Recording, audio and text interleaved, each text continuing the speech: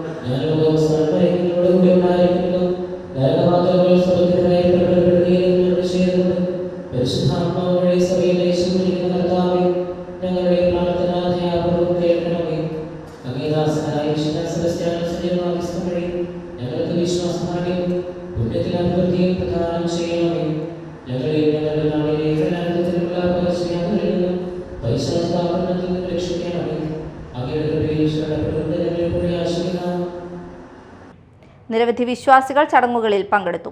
വൈകിട്ട് കുർബാന, പ്രദക്ഷിണം എന്നിവ നടക്കും.